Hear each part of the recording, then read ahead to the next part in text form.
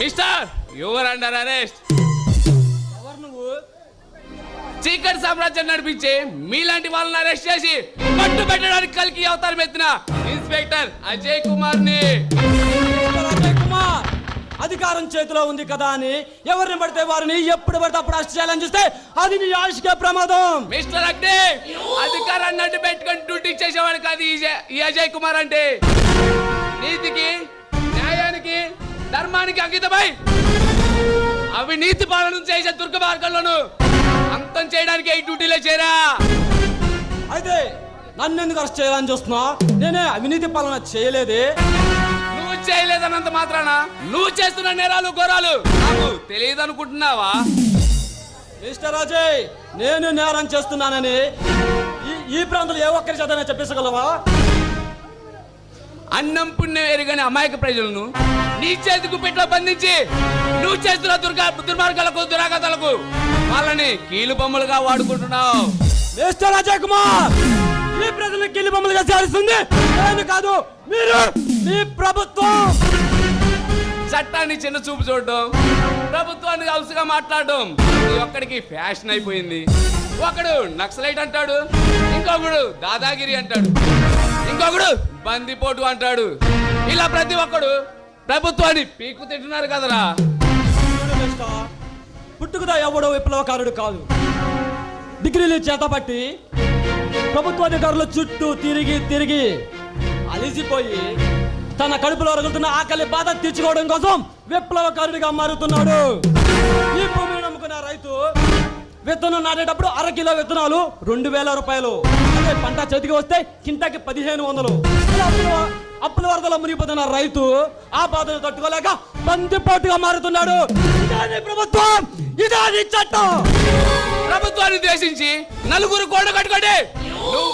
నువ్వు విప్లవం సాగించినంత మాత్రాన వీరుడి కాలేవు. నడు స్టేషన్ కి.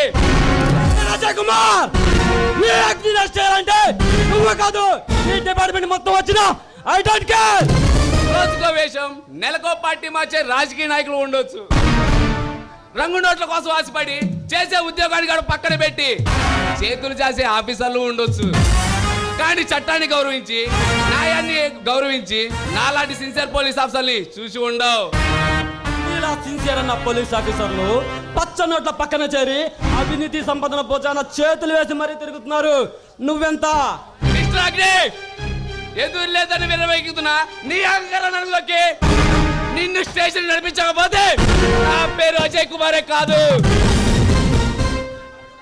కరుడు కట్టిన గొండాల మొదలుకొని రక్తం దాగే రాక్షసులు సైతం మట్టి కరిపించిన ఈ అగ్నిని అసలంటే నువ్వు కాదు, నీ డిపార్ట్మెంట్ మొత్తం వచ్చినా ఐ డోంట్ కేర్.